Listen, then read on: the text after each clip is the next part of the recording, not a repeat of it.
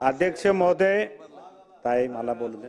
अध्यक्ष महोदय, मला बोलण्याची संधी दिली म्हणून आभारी आहे.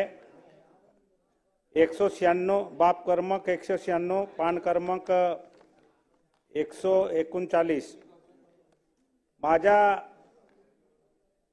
मतदारसंघामध्ये जे आरोग्याच्या अक्कलकुवा तालुक्यात जिल्हा उपरुग्णालय मंजूर झाला आहे, तसंच मोलगीमध्ये जिल्हा उपरुग्णालय मंजूर करण्यात आला आहे आणि खापरमध्ये तालुका रुग्णालय मंजूर करण्यात आला आहे.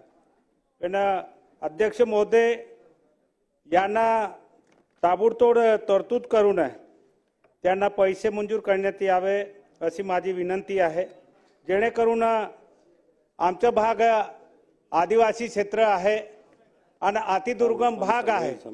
आजपर्यंत त्या भागात या आरोग्याची व्यवस्था झाली नाही, म्हणून ताबडतोब बजेटमधून त्यांना तरतूद करून पैसे मंजूर करण्यात यावे हे माझी विनंती आहे. बाब क्रमांक 205 आणि पान क्रमांक 146 त्याच्यामध्ये अध्यक्ष महोदय, धडगाव व अक्कलकुवा तालुक्यामध्ये उपकेंद्रे 15 मंजूर आहे, पण त्याच्यात आतापर्यंत एकही रुपया दिलेला नाही. म्हणून माझ्या या धडगाव अक्कलकुवामध्ये ते रक्कम ताबडतोब देण्यात यावे हे माझे मुख्यमंत्री साहेबांना विनंती आहे.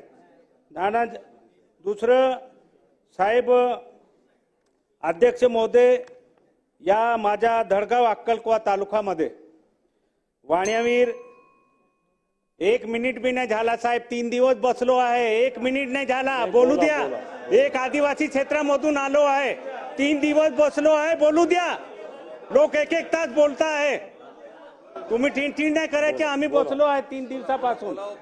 नाही, आम्हाला दुःख वाटतं, 1 मिनिट नाही झालं ना.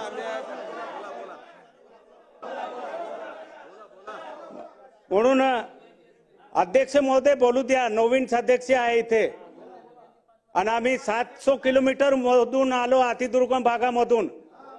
जे बोलतात त्याला कोणालाही बोलू देताना आम्ही नवीन उठलो ठीण करून ठोकता साहेब, असं नाही चालणार.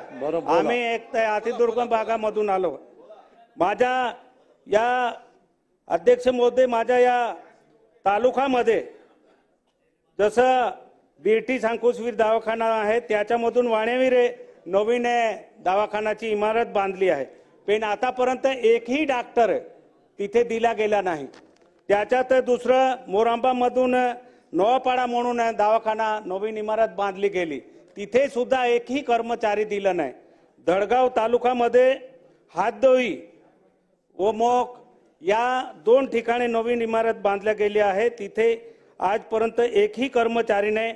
आमच्या या भागामध्ये वारंवार आपण सर्व बघत असेल, जेव्हा पाऊस पडतो तेव्हा आमच्याकडे अजून रस्ते नाही, 50% रस्ते नाही असल्या कारणाने बोंबूने गरोदर मातांना घेऊन येतात, रस्त्यामध्ये डिलिव्हरी असता. म्हणून माझ्या भागात हे कर्मचारी 239 पदे मंजूर आहे, त्याच्यापैकी 114 पदे दिले आहे, त्याच्यामध्ये 50 पदे आतापर्यंत रिक्त आहे.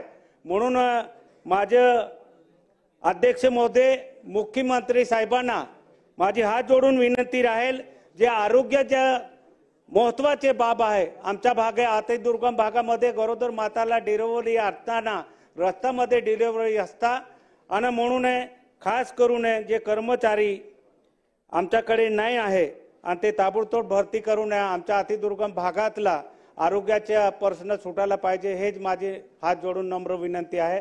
धन्यवाद.